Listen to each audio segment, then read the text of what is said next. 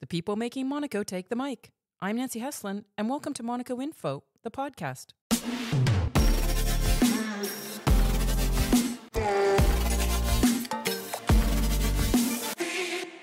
Our guest today is known for his famous orange airline, EasyJet, which both changed the way we travel and created one of the world's most iconic family of brands. He was knighted by Queen Elizabeth in recognition of services to entrepreneurship, and the billionaire is the first and only Monaco resident to have signed the Giving Pledge, committing to donate half his wealth in his lifetime. Welcome, Sir Stelios Hagianou. Pleasure to be here. Stelios, that's the hardest thing for me to say, is your last name. Yeah, I know it's a long Greek name, and that's why I decided many years ago that I should encourage people to use my first name, Stelios. So call me Stelios, please. Okay. The last name is pronounced Hagianou. And funnily enough, the French speakers find it easier to pronounce it than the English speakers. Is that funny H sound? Well, because I was watching something on Monaco Info, and they said it amazing, but when I listened to the British press, it doesn't sound like your name at all. So it must feel nice for you to sit down after quite a busy week of fundraising. I saw that you had done something with the London School of Economics celebrating 20 years of scholarships, and you had a big check signing with Prince Albert for the WWF International. Is it nice to sit down for a minute? Yeah, I spend about a third of my time now giving back to society. So I believe that we all have a duty to give back to society, and I do it through my charitable foundation, which has a branch here in Monaco. And people ask me, how do you do charity in Monaco? I mean, there are no poor people there. So the answer I normally give them is that Monaco is a great place to fundraise. There are many generous philanthropists, many generous people that are happy to contribute to a cause if it's close to the heart. So, for example, every year for the last 12 years, with His Serene Highness, we raise for the environment. So we chose the cause of the environment. His foundation is focused on the environment. Mm-hmm. We partner with WWF, which is an environmental charity. And every year we raise a good sum of money for the cause by people by participating. They donate money through their ticket and through the auction. And my foundation would match the money and pass it on to the good cause. And we did another one for the London School of Economics because I've given 20 years worth of scholarships. Again, it's interesting that these still young people, young students, scholars that now became business people are wealthy enough and successful enough to have donated enough money now through that event to fund another 10 new scholarships. Wow. So that's a good way of showing how you can encourage people who benefited many years ago from my scholarship to give back again. Well, that must be really rewarding to also see that whole cycle. Like 20 years is a long time in the world of philanthropy. Yeah, and when I went to the London School of Economics 40 years ago, my father was worried that I'd become a communist. That's what you came out of the LSE back in the day. But over the years, it has morphed, and it's almost like a business school now. So most of these, kids back then now are hedge fund managers, and they make a lot of money. And they started giving back to society themselves. When you actually went to the London School of Economics, was that really your first time in London at an international English school? Yes, I was born and raised in Greece. Both my parents were born and raised in Cyprus, and that's a bit confusing sometimes. To some people, I'm Greek, to some people, I'm Cypriot. By passport, by nationality, I'm actually from Cyprus. But I was born and raised in Athens, where my parents lived. And then at the age of 17, I decided that the Greek educational system was not good enough, and I applied and entered the London School of Economics to study economics, and then I did a master's degree in London as well at the City University, and the rest is history. What was your level of English, if I may ask? Well, I mean, I did O-level English to get into the university, but it's a foreign language for me. My mother tongue is Greek. Mm-hmm. But it was good memories, and it wasn't too much of a culture shock to do your studies there after No, I think coming from Athens. It's almost a rite of passage. You left the family home in Athens and went and lived on your own in London. I mean, it's wonderful. Yeah. What was life like? Freedom. What was life like for you growing up in Athens in like the 1970s? Like the way we see you now as this incredibly successful businessman, and you have this reputation, like you just have this presence about you. Were you ever, as a youngster, someone that was just carefree, or you just went out and played on the football field, or, you know, you wanted to play golf, or were you swimming, or No, I mean, chess club?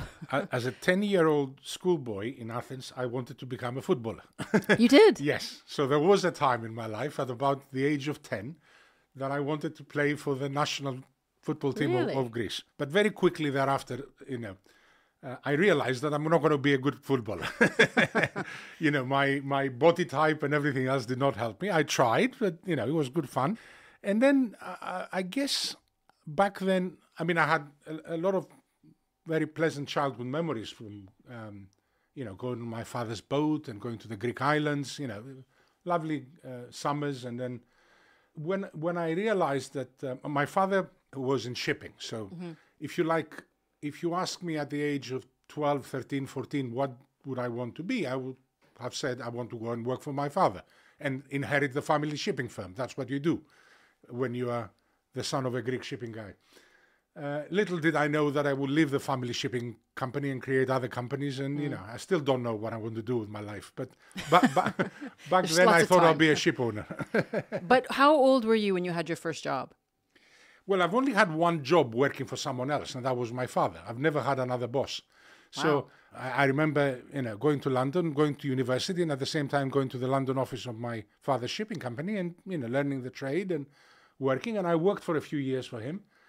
And then, you know, I'm eternally grateful to him because he saw that I had potential, he saw the opportunity, and he financed my dreams, basically. He gave me some money to start first the shipping company and then the airline. And when it came to the shipping company that you started, was that your idea, or was that something that you two discussed and he kind of said, you go this way? Well, if you really ask me what drove me to sort of do the first shipping startup and then the airline, I think I wanted to prove myself to others and my father, in the sense that when I was working for him, I didn't get any credit. You know, of course, it was my father's business. When I created the shipping company, again, people asked exactly the question you asked. So in the evening, you call your dad to tell you what you do. So it's not really your creation. You shouldn't take the credit for it. So I was determined to, you know, build a famous brand, which you don't do in shipping because shipping is business to business. So you don't have interaction with the consumers. So I wanted a business that interacts with many consumers and that my father didn't know anything about. So it was this aspiration, if you like, to prove myself to my father and the rest of the world. I know, but like to have that kind of aspiration or drive to build some kind of world-renowned business, is that something that we're born with? Like, how does somebody have that? Before I ask you like about how the idea came, I think the age of 27, 28, when the whole thing started, is a very good time to start your own business because you know enough not to make too many mistakes. You know, you've been to university, whatever, you worked for a few years, but you don't understand how much risk you're taking. So I was completely oblivious of the risk I was taking back then. I took some very big business risks, which luckily paid off. I mean, not every business risk pays off, so some of my others didn't. But the ones I took at that age paid off. The story I always like to tell people who live in Monaco is that the birth of EasyJet and the birth of this idea to create the Easy brand was a lunch with my father, who was already here since 1990. So Greek shipping guy, you know, he realized that Greece was not very safe. He wasn't very happy there. He said, I've now made enough money. I can move to Monaco, enjoy, you know, the final years of my life. And, you know, I was the young man that traveled a lot around the world to see the world and then came back to Monaco to see my dad. We sat down for lunch and I told him, I have this idea. I went to the States. I saw this airline called Southwest. I saw this budget hotel called Motel 6. You know, my father has never stayed in a... Yeah. Actually, by that stage, he had never been to America even. And I said, I have this idea. We should bring this to Europe. And my father said, okay, I'll give you £5 million to start, and let's see how it goes. But there was a little bit more of a business plan there, because I can remember you showed me once you had this it was like the size of a phone book of papers and documents you had put together to show how you were going to make that happen. Well, having a prototype always helps. So the role model, if you like, was Southwest Airlines, which was doing very well. It has lost its way recently, so it shows you it's very risky in business, that you don't always successful. I'll be honest. I didn't even realize that they were founded before you. Southwest started in the 70s. So yeah, really? it was a couple of decades before us. Because the Americans deregulated their skies before the Europeans. What happened in Europe in the 90s happened in the United States in the 70s. And so there was a prototype, there was a role model, and then I hired people from the industry. So I was the novice, I was the young with the dreams and the marketing drive. But the first chief executive of EasyJet was the chief engineer of Air New Zealand. So an industry veteran with grey hair that knew all about aircraft and everything else. And I think I've always believed in surrounding yourself with people who know the business you're in and know the business better than you do, because you can't know every business yourself. So I've always believed in surrounding yourself with good people, experienced people. In that sense, then, can you take constructive criticism well, or do you find that that's something that's difficult? I think I'm good at making an executive decision, if you like, and saying we're going to take this risk. I mean, especially when it's all my own money, as it was back then. So, two very simple but risky decisions I made, and they paid off. EasyJet was the world's first direct sell airline. So we did not rely on travel agents to sell our tickets. And the first 2 years was over the phone. That's why there was a telephone number on the side of the plane. Right, yeah. And then all of a sudden, by miracle, the internet was invented. So I was very lucky to be able to sell over the internet very efficiently, and even given a discount and say, if you book online, you get a better price than you do you book over the phone. And the second risk I took, which, again, if you're outside the industry, almost looks logical now, but every other airline back then gave free meals. There was a free lunch on every flight, basically. And I said, educated at the London School of Economics, there's an expression in economics, there is no such thing as a free lunch. So why give them a free lunch? Everything is to pay for. You want a coffee, you have to pay for it. You want a sandwich, you have to pay for it, etc., etc. These were two world firsts that no person from within the industry would have taken as a risk. What was the reaction for you in the beginning when you said you were going to charge people for a cup of coffee or a sandwich? Well, there was an educational process. I mean, we had to work hard, but the good thing is that you could show them why the flights were cheaper. So instead of having to worry that the flights are cheap because the planes are not maintained or something like that, or the pilots are not well trained, you could say, I'm cheaper because I fly from Luton, not from Heathrow. I fly without frills on board. You pay for everything, so there's no cost of having one more passenger on board. And the direct sell, the 20% that travel agents used to take back then. So it was November 10th, 1995? 95 was the first flight. I mean, the lunch with my father happened in 94. I went to the States. I looked at Boeing. I looked at Southwest. Came back, started working on it. And, the first flight happened a year later in 95. You turned that around in a year is what you're saying. Wow. Yeah. So what was that first flight like? There's so much crazy media around that. You can still watch it on video on YouTube. What was that like for you when you look back and you took that flight? I think you advertised it for a pair of Levi's jeans for £29.99, and you flew to Glasgow. Is that right? It was Luton, outside London, to Glasgow in Scotland, yeah. And what was that like? How do you remember that? It was very stressful, let me put it that way. Does it come across that way? Well, we have made a video of our 30th anniversary, if you like. So when I look at the video myself, and then it's available on YouTube. So if you go to easyhistory.info, you can watch the video yourself. And it's had, and we just have to say, in 9 months, it's had 39 million views. And Stelios promises me he hasn't watched it 39 million times. But it's amazing because it's really tied into what happens in that time. I'll come back to YouTube and the views later, but let's talk about 30 years ago. So looking at the video, I can see a very confident young man, more hair, slimmer and everything else, that was going around and welcoming everybody and saying this is going to work. But it was very risky because, we found 130 people on the first flight to pay £29. The BBC, the money program was on board. So it wasn't a huge media story because it was a small airline, flying from Luton to Glasgow. But the BBC realized that there is a business story here, and they sent someone to basically immortalize the moment. So we have video footage of that flight, and it's very interesting. Like when you look back and see yourself getting on that flight, You remember that feeling of stress? Do you remember Yeah, thinking, this is I remember amazing? the stress very well, the night before, the night after, and for many years thereafter. Until this day. Yeah. And how did you, I mean, I find that all of the marketing that you've done around EasyJet and the Easy family from day one, you've been really successful at creating hype.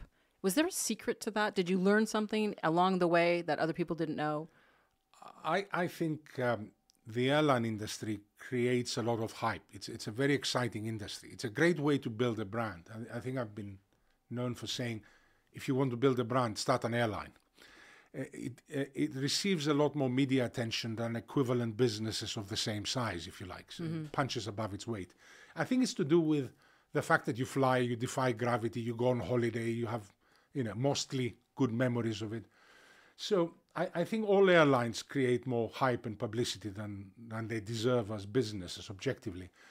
And the fact that I've been able to extend the brand is what sort of creates the halo effect for the other businesses. So people get less excited about budget hotels or budget rent-a-car or whatever. But, because it's one brand, remember, it all started when I went to the States. I flew Southwest Airlines and I stayed in a Motel 6 cheap hotel. The brand was Motel 6 because the entrepreneur that started it wanted to charge $6 for every room forever, which, of course, is not a good brand. Right. You can't charge $6 forever for a room. So I said, why don't you use the same brand on all of these businesses and extend it? And through an unusual arrangement I have with the shareholders of EasyJet since the flotation in the year 2000, 5 years after the first flight and 24 years ago, I basically floated the company on the London Stock Exchange. I basically said, it's too big, it's too risky, I have to share the risks and the rewards with other shareholders. And that's what funded the growth to this day. The fleet was 16 aircraft before as a private company, and now it's 343. So that money has to come from somewhere, and it came from other shareholders and funding and loans and everything else. But unusually, I kept the ownership of the name EasyJet in my own company, which means the company pays me a royalty for using the name. Every time you fly EasyJet and you pay €100, 25 cents of that flight is paid to my company as royalty. Wow. So it's a nice little recurring income stream. I mean, it's only 25 cents. It adds up. But it adds up if you find enough people to do it. How many people fly EasyJet? Well, now the run rate is about 100 million passengers a year. 100 million one-way passengers. So a quarter from each of those. Yeah.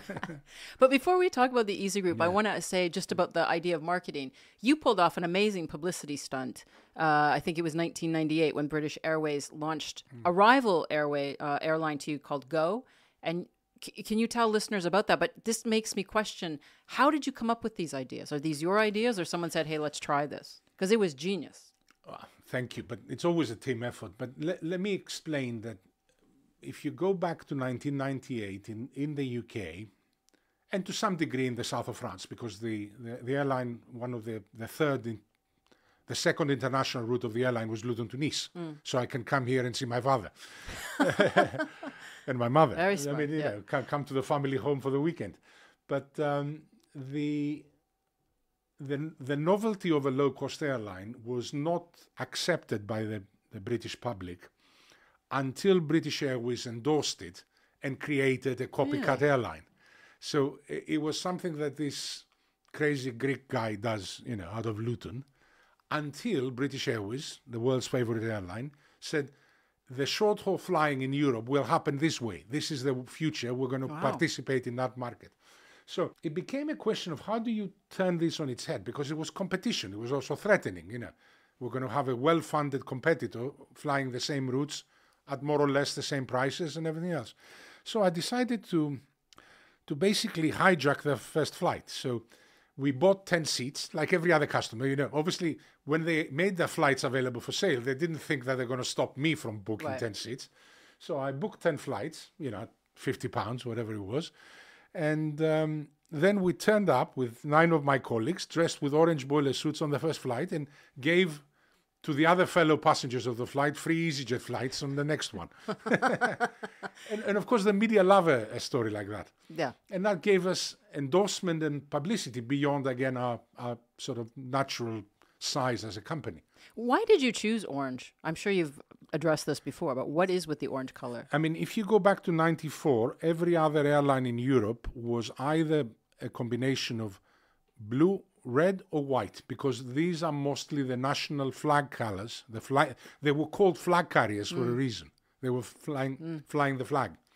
So blue, red and white is just about every national flag in Europe, and therefore all the airlines were flying those colors. And I said, I want something different. And, looked at the color palette and said, orange is a good one. It's not used by anybody else. So do you ever get blamed for delayed flights? Do people come up to you and say, listen, my flight was canceled or this happened? Do they come back to you? Where I am today, 30 years later, is that there is a subsection of the public that believe I've sold out and nothing to do with it, so they don't bother me anymore. And there are some people who believe I still load bags in Luton, and therefore if a bag gets lost, I can find it. And the answer is obviously somewhere in between. So because I own the brand, I care about customer care, and people do email me sometimes and I do help them. But all I can do nowadays is a big company. All I can do is refer them to the customer care people inside the airline. But we try to help. I do have a question for you. So when we did a cover story on Forbes Monaco, I wrote about you, whether it's in business, EasyJet, or philanthropy, the Giving Pledge. Stelios charts his own course, love him or get out of his way. Do you think it's possible to achieve the kind of success you've had if people don't fear you just a little bit? Nancy, I don't think that many people fear me. I mean, I'm sorry if I've created this You see that I'm trembling. No. You have a big presence. I think I'm a pushover. No. Well, I've seen you with your daughter and the dog, but I do think that you have a presence. Do you think you have to have a certain type of personality to achieve what you've achieved? Well, when you're taking on much bigger companies than your own, it takes a certain type of personality to do that. You have to be aggressive, if you like, towards your competitors. But I think British Airways can look after themselves. They're not worried about me. They're not afraid of me. The other thing I've discovered in life is every time you enter a new business, there are even much bigger companies than British Airways that you take on every time. So, so there is no shortage of big guys, if you like, to go up against. Something else I believe in is that, every business person should use the courts and the rule of law. I mean, there's nothing wrong with saying what you're doing is wrong, and you issue a lawsuit. So maybe that's what has created the, if you like, the litigious side of myself. But I think all business people now use the courts. I mean, it's the way of doing business. In fairness, there's been a look lot in America at the moment with the election, how many lawsuits were That's a whole other podcast. Yeah. But look at, with the infringement on the Easy family of brands. How many times do people use Easy? For me, it's a backhanded compliment. Imitation is the most sincere form of flattery, in the sense that people know that there is a halo effect of the Easy brand. In other words, if you see Easy Hotel, you are likely to assume it's something to do with EasyJet. Or if you see Easy Car, or if you see Easy Pet, for example, which is another lovely little business that carries pets from Monaco to London. Yeah, it's only Monaco to London. Yeah. It was created for our own little dog, Jackie, and then we made it available to our friends. But what I'm trying to say is that the brand is so recognizable, and there are many people who believe that if they copy the prefix, if they call their business Easy something, they're going to get more customers, and that's what I call brand theft. Now, the courts decide, and sometimes it goes our way, sometimes it doesn't. But overall, I think it's a compliment that so many people want to imitate the Easy brand. I did a little search on the UK trademark register. So every brand, to become a monopoly, has to be a trademark. So we look how many Easy trademarks there were on the UK register, and then I said, let me try Ryan trademarks. There is a very famous Ryanair airline, yes, which has not extended the brand. They haven't gone into other businesses. And I said, are people trying to imitate them? And there are many Ryan something companies. No. So I think it's a compliment that people try to copy our brand. But you have something, I think, to date of 1,200 trademarks and 5,400 domains. Do you use any of your services? Yeah, I still use many of our services, but I think what I should explain, because the number sounds bigger than it is, so let me just try and quantify what we're talking about here. Twice a year, I gather in Monaco for a reunion, the members of the Easy family. So if you're asking me how many people, individuals, entrepreneurs, business executives are involved, I think we have about 70 people, give or take 10 people here in Monaco who come here and actively, promote or run one of their businesses. Some of them run more than one Easy brand, if you know what I mean. So the guy that runs Easy Storage, for example, has a business called Easy Container, which is the equivalent storing things in a container instead of a pod, or Easy Van that takes things in a van and takes them away. So the number of brands is more than the number of businesses. I reckon we have about 100 active brands at the moment. And the way I do business nowadays, to launch another one, I really need a business partner. I don't know anything about each of these businesses anymore myself. The latest example, which is only available in the UK and Ireland because of regulatory reasons, we launched a sports betting exchange, which is a big tradition in the UK. People bet on football matches and horses.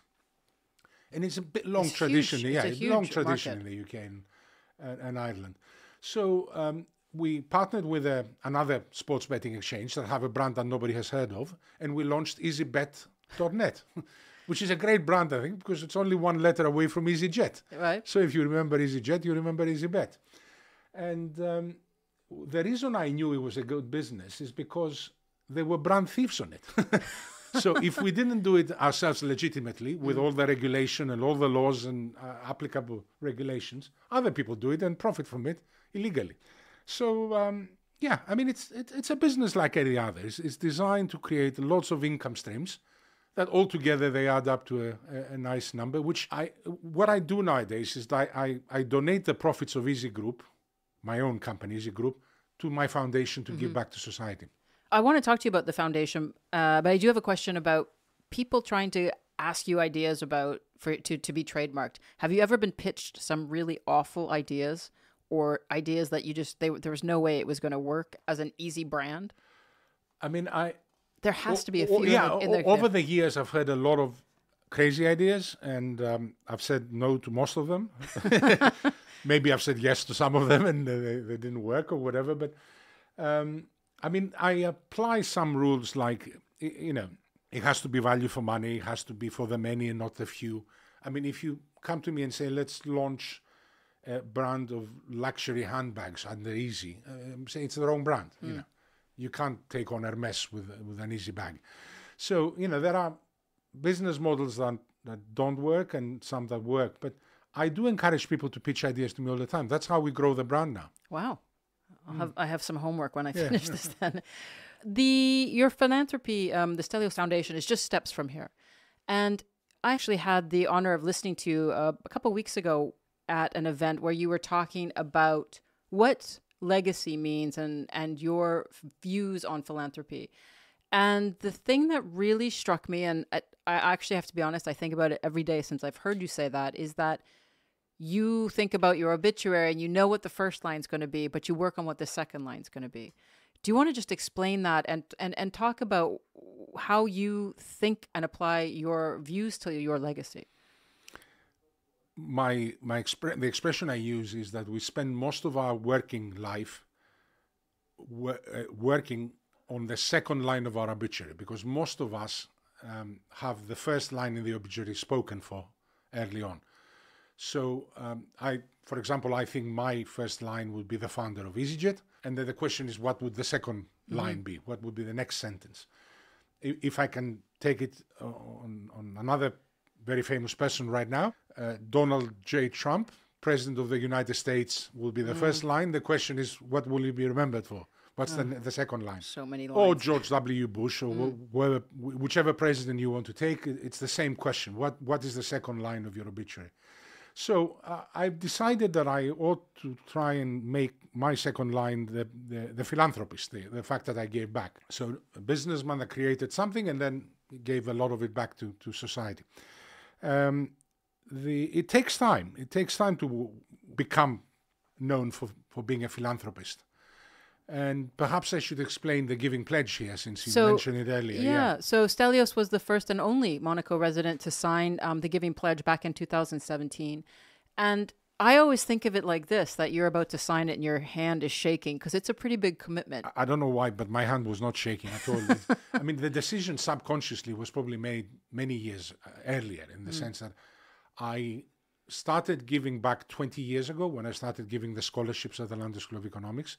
So you give back small, you go back to your university, they invite you to speak there and you give them a scholarship. And then it grew and grew and grew. I mean, legally the foundation was created in 2011.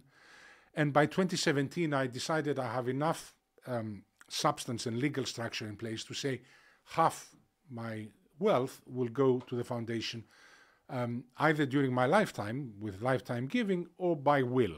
Now, what does that mean in practice? When Bill Gates and Warren Buffett created this club, many people got confused that you actually give the money to Bill Gates or something, because Warren Buffett at the beginning said he wanted to give it to the Gates Foundation.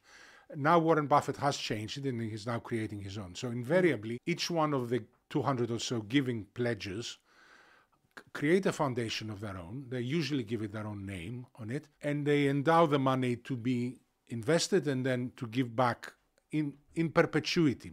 Most of us actually choose perpetuity. Some people decide that they want the fastest spend down, especially the Americans, because in America there is also a tax reason why you have to spend down 5% every year. But the way I think about it is that I want half of my wealth to be invested wisely and then the income to be used to give back to society. And that's the best way of ensuring perpetuity.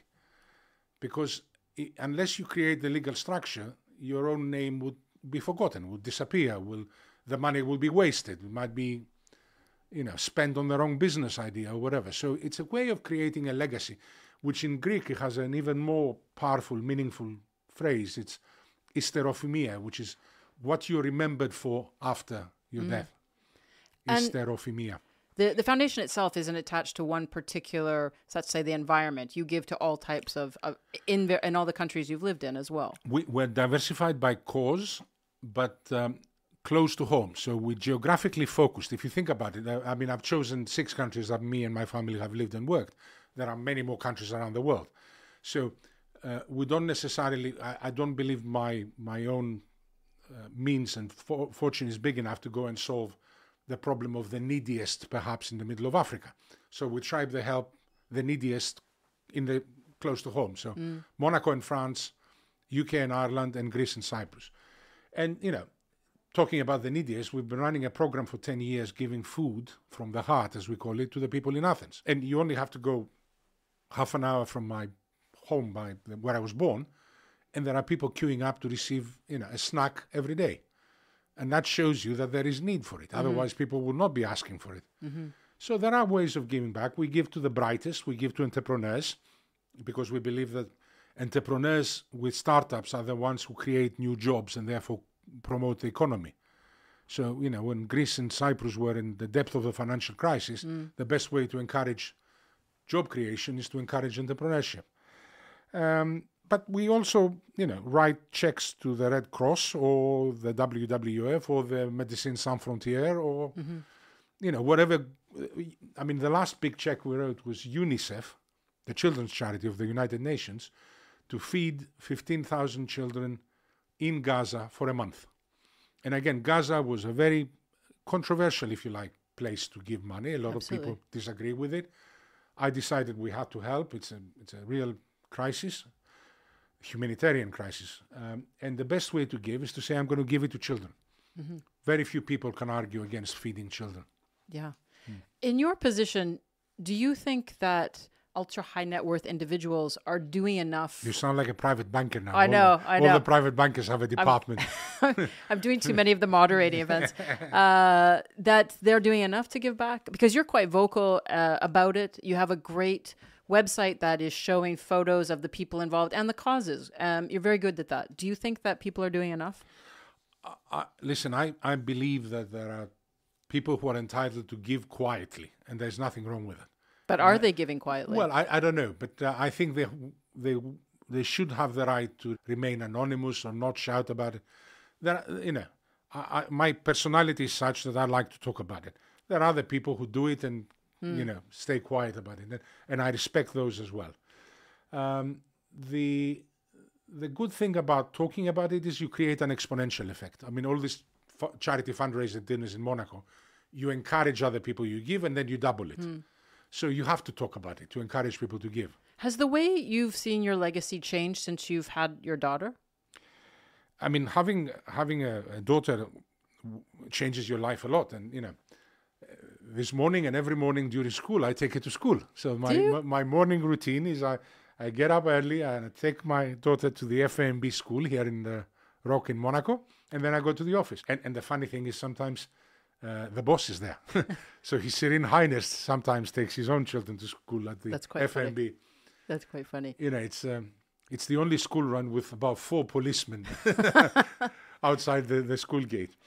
But obviously my daughter hopefully will be the beneficiary of the other half of my wealth and will continue her own work in the foundation. So the way I think about it is that I think a fair number, this 50-50, is to say half of it goes to family and the other half goes to a charitable foundation, which again, given age and competence, can be run by your family heir.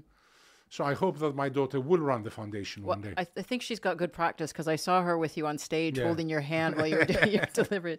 But you're going to be... She's not shy. No. So you're going to be leaving soon. You, every winter, take off to go to St. Bart's. And I'm sure a lot of people don't know this, but you actually founded the St. Bart's, the Gustavia Yacht Club back in 2016? Correct. How does somebody start a yacht club? Let me start by saying that St. Bart's is a wonderful little island in the Caribbean. It's the French Caribbean. It's about 12,000 people. It's a very civilized, safe place. It's a bit like Monaco, only smaller and warm in the winter. When Monaco is cold, St. Bart's is warm. And I know many Monaco residents actually that migrate like we do. But basically I went there as a tourist in 2001 and I kept going back. And then in 2007, when I was turning 40, I decided to buy a home. I said, this is where I want to spend my winters, a bit of my winter every year. So fast forward another 7-8 years and, I was spending time in this lovely little harbor, which is known for its sailing and it's great sailing ground, and I have a sailing boat there. And I realized that they don't have a nice yacht club. I mean, our new yacht club here in Monaco was built around the same time. Oh, okay. Yeah, and I said, hold on. In Monaco, they have a great, big, shiny yacht club. Why don't we have somewhere to hang out when we're in Gustavia in St. Barth? So, in proportion, much smaller, much cheaper and everything else, I purchased a property right on the waterfront and we started the club and we encourage people to join. And we have a couple of 100 members and it's very enjoyable and, A lot of Monaco residents. Many Monaco residents, yeah. I mean, the majority of the people who visit St. Bart's are Americans. So we have a big American following. 70% of the people who visit the island are from the States because it's closer. But unthinkable happened. The unthinkable happened the following year because Irma just went through the islands and just devastated everything that came in its path. And I know that straight away that you were one of the first people to lead in sort of getting aid money to the islands. What was that like for you? Yeah. First of all, I wouldn't call it unthinkable because the hurricanes in the Caribbean are a reality. I mean, they happen regularly. As we speak, there is one northwest of Cuba, I think. Luckily, so St. Bart's was spared this year. But the hurricane risk is real and it happens every year. It's a matter of luck whether it hits one island or the other. By my calculation, the risk is that it will happen to your particular island once every 20 years, 25 years.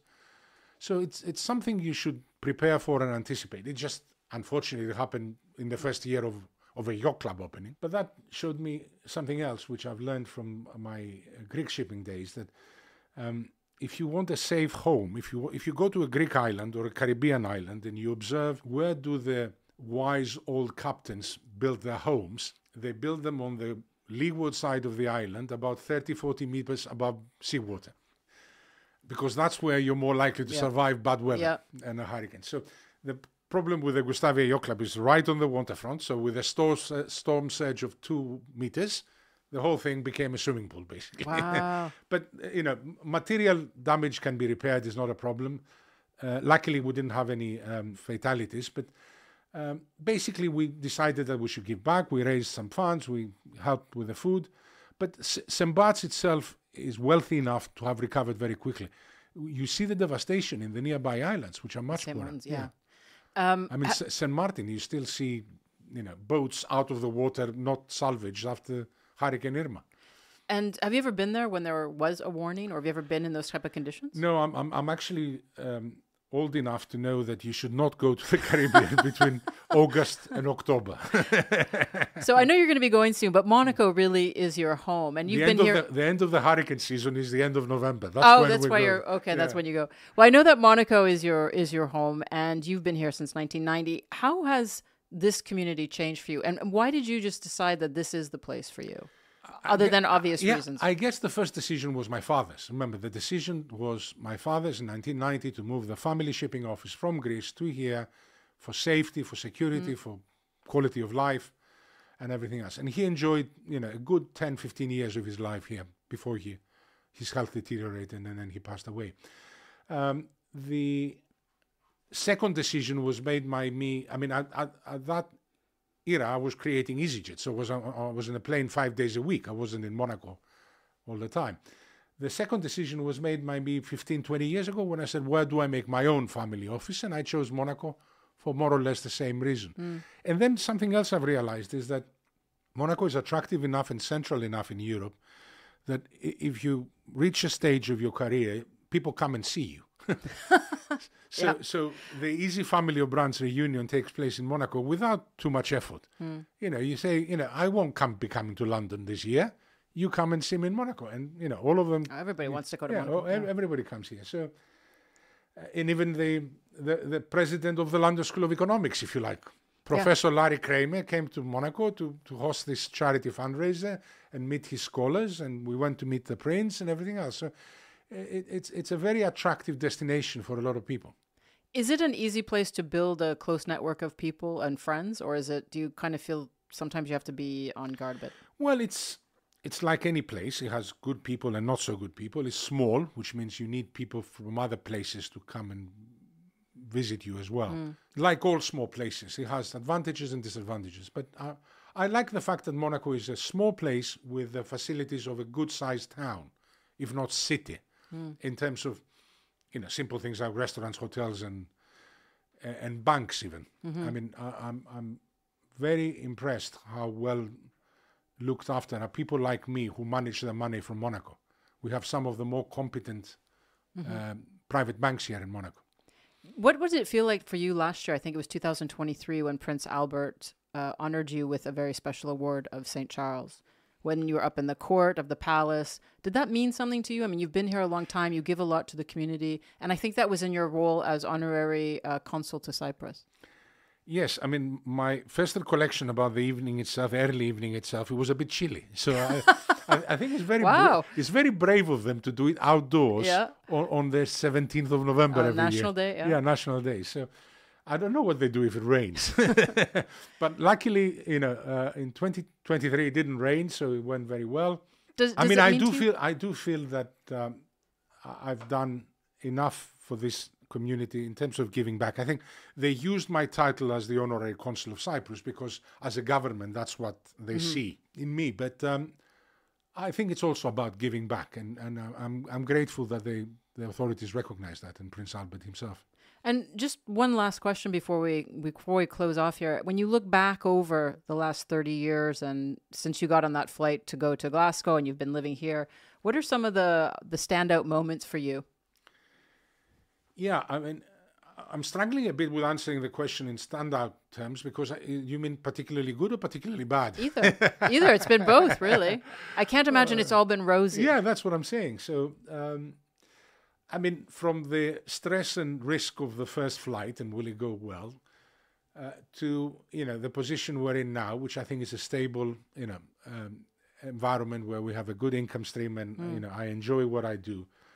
I think it has been a series of ups and downs, as always. So let's not forget that in that period we had September 11th. You remember that? Yes, Can you imagine what is this like? Running an airline on September 11th? No.